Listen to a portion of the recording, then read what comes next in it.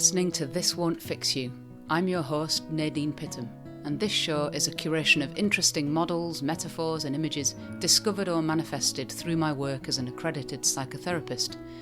You can expect to hear nifty ideas, clever language and thought-provoking ways of looking at life. Each episode, you'll get one of two alternating perspectives. First, a conversation which introduces and discusses the theory or idea, and we call this the A side, and then the B side, which, while not therapy, is a deeper exploration of that theory or idea from a more therapeutic standpoint.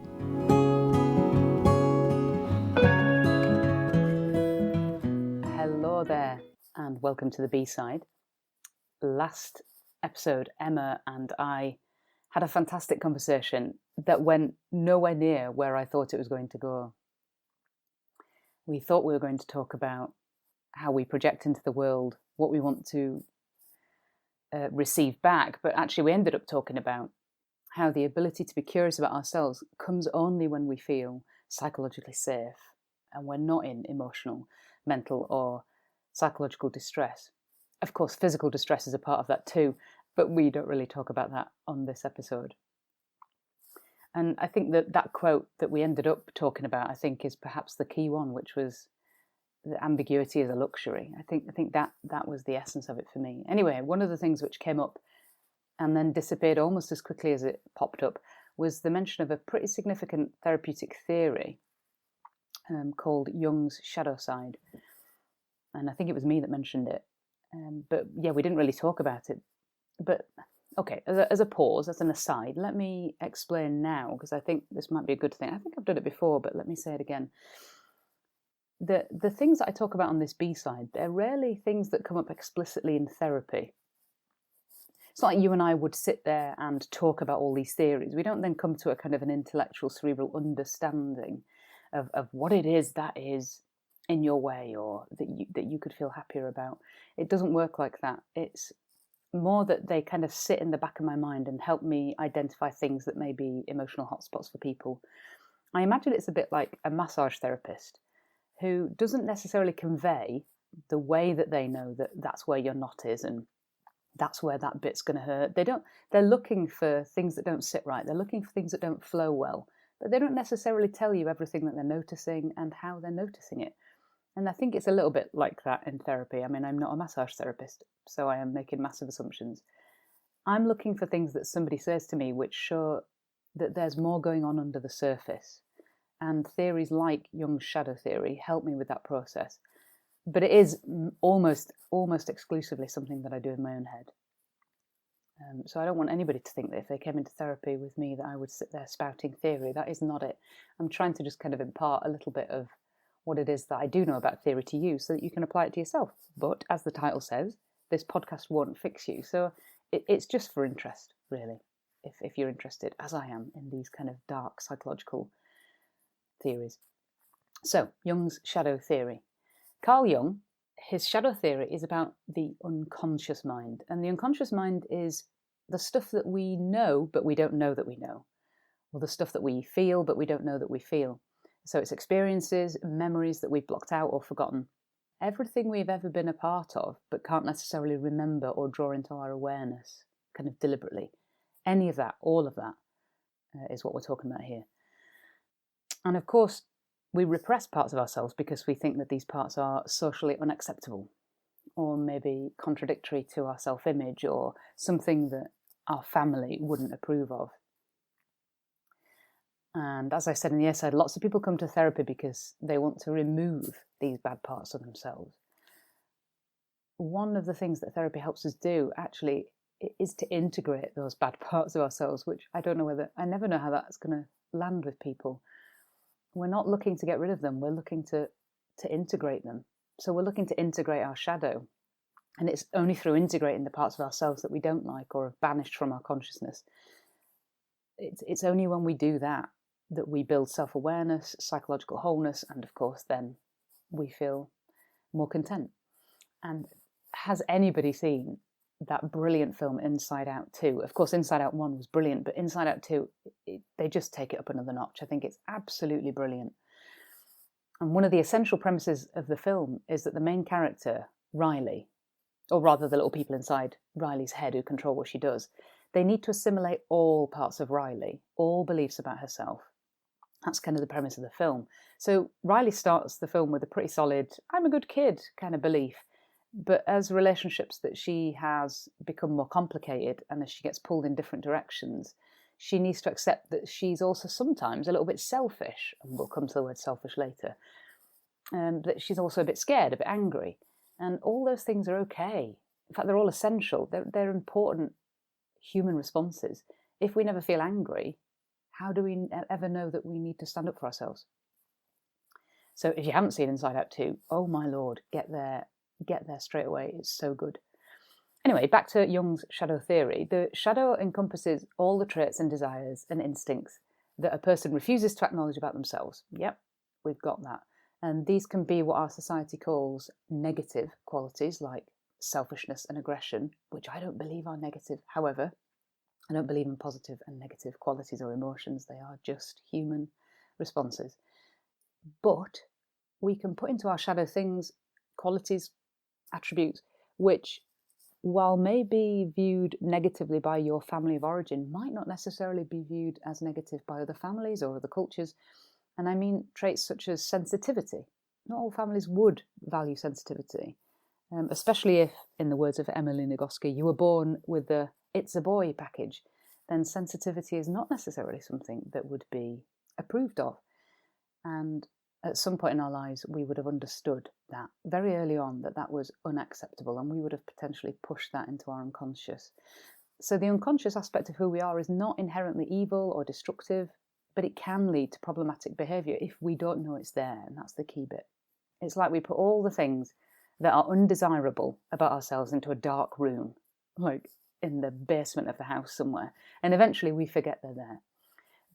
But even though we can't see them, we would still trip over them every time we walk into the room if we don't know where those things are, or we don't know that they're there at all.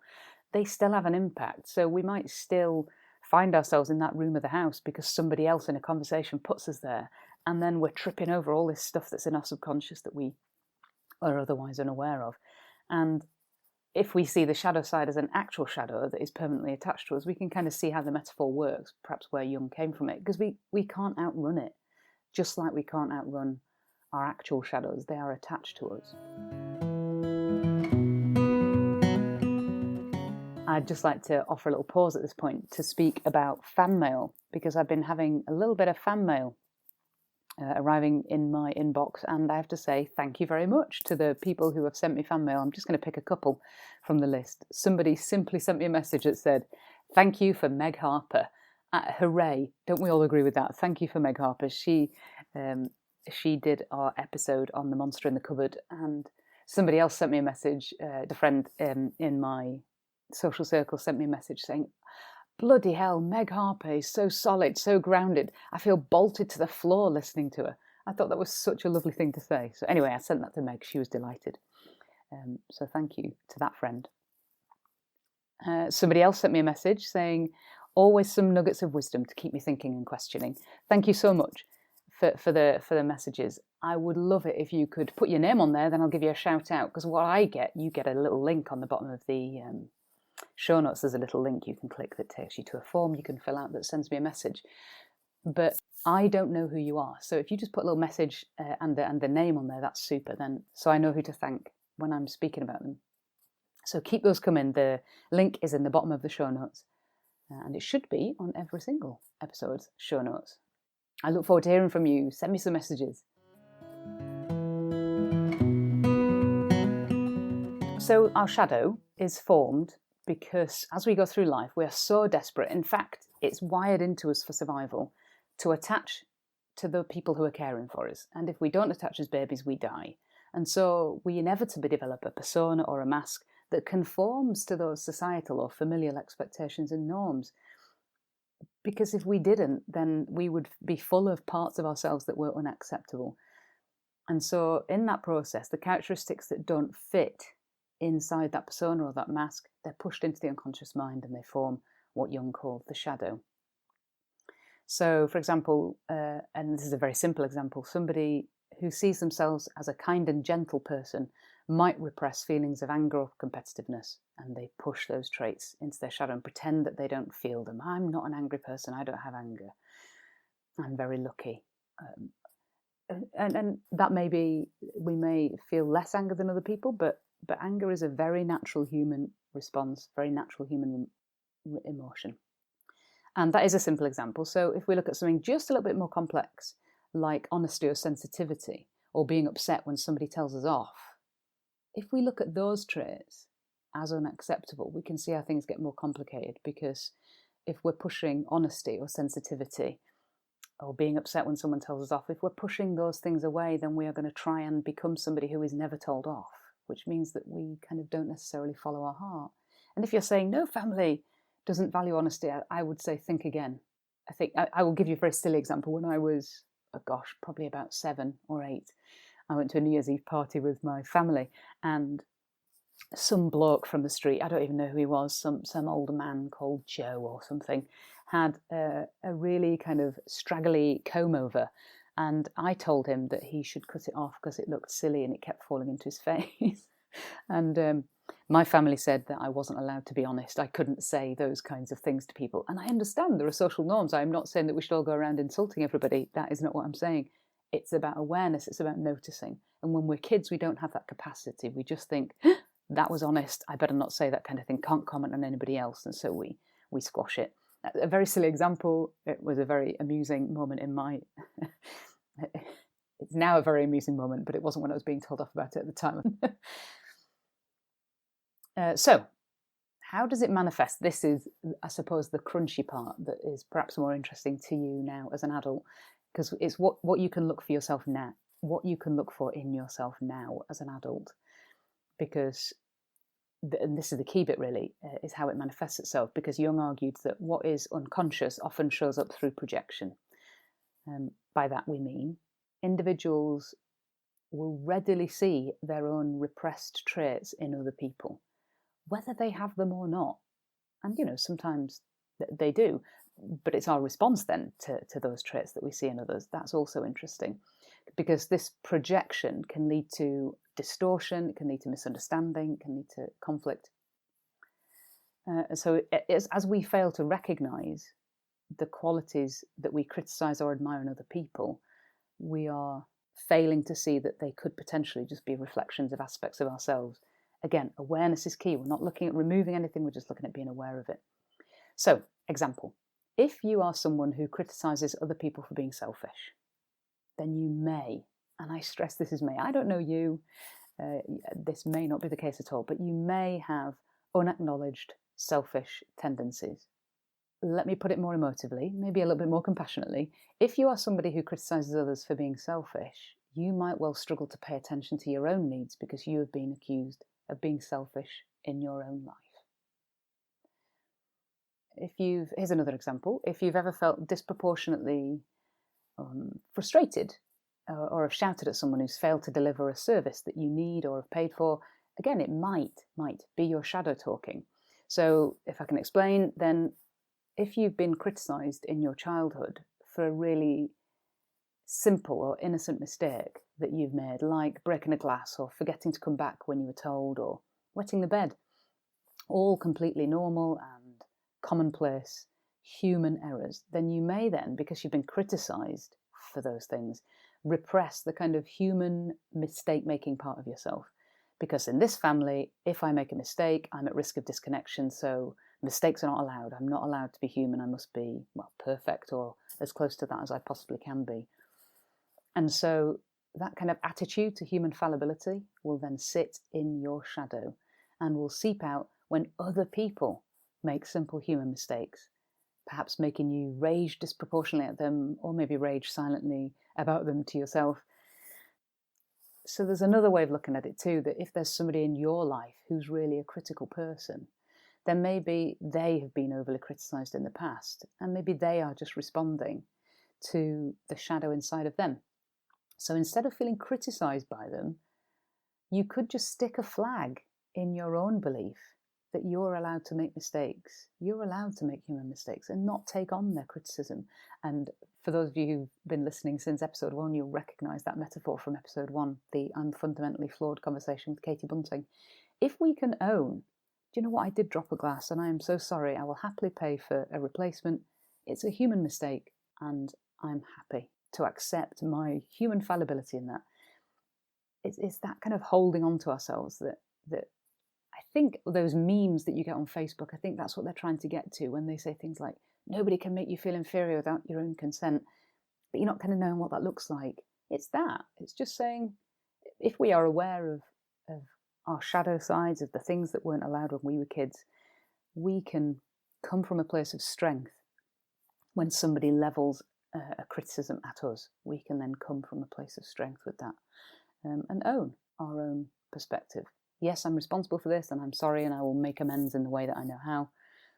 But yeah, it's not worth kind of rubbishing my entire self for it. So the shadow is a container for anything, really, that we were told wasn't welcome. And like I said, that can be obvious things like anger, but it could also be positive things, which some families don't necessarily welcome for all sorts of reasons. Some families don't think that gentleness is a good thing. Some families value speed, while others value patience. And whatever is unwelcome in your particular family is the thing that goes into the shadow as part of ourselves that we can't acknowledge. So when someone comes into therapy and says, I am disproportionately angry with other drivers, or maybe they don't even come in and say that they're disproportionately angry, maybe they just are angry with everybody else or other people, other drivers, or if anger is a big part of their language, perhaps you would wonder what would happen in therapy. Because if anger's allowed, then that's going to be something that we explore. Anger will then be something that we explore.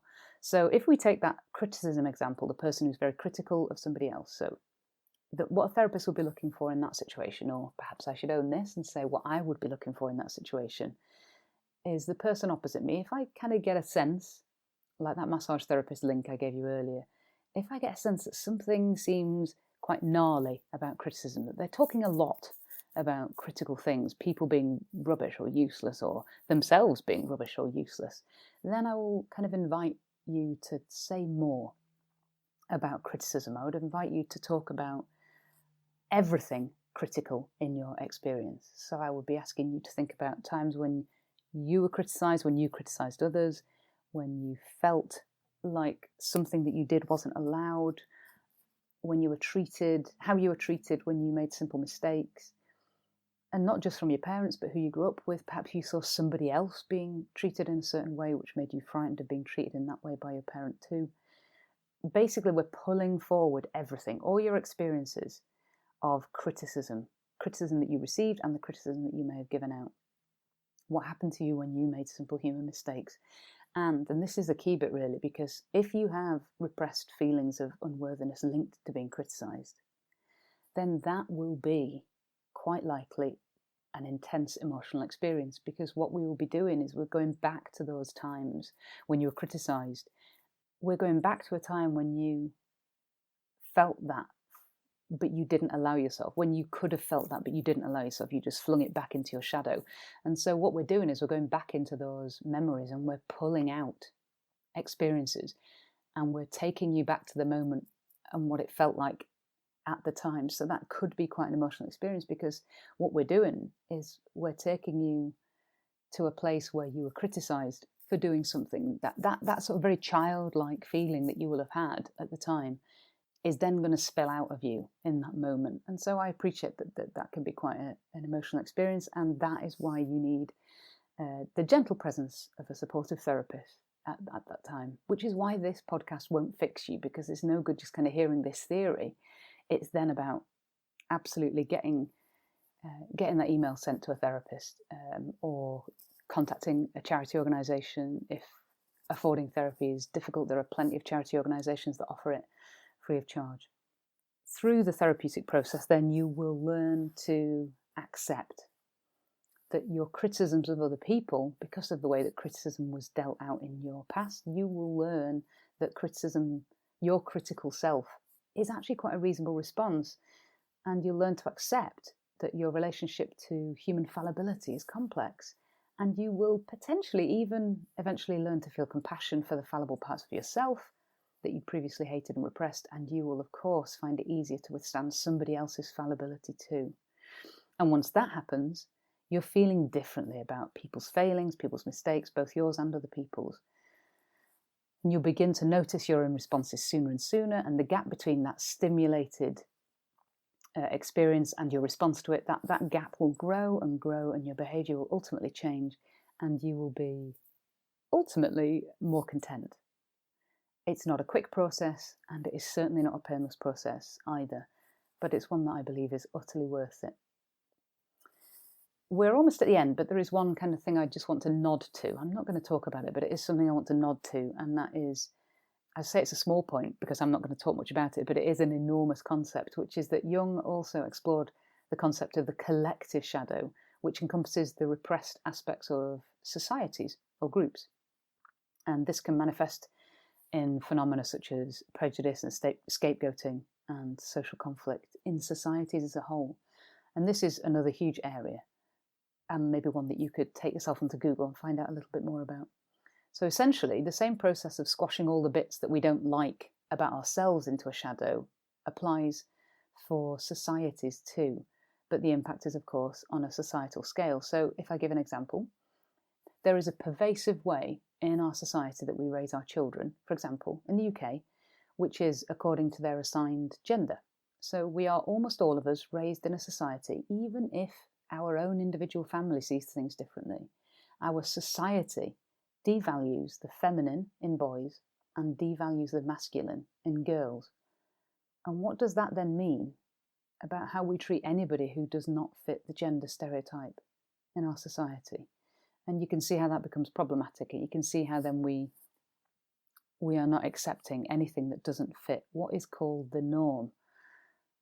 And so we project that we rubbish the people themselves for expressing, having gender expression that sits outside of those societal norms. I say we, you might not, but our society does. These are things that we accept about our society. And this is for any group of people who are prejudiced against. So anybody who has ever suffered as being part of a marginalised group. And I should think that is almost everybody in one way or another. That's some more than others. Whew, okay, there was your whistle-stop tour of Jung's shadow side. We all have one. I say one. It's not what it is one, but it's a big messy mass. I have one. We all have one.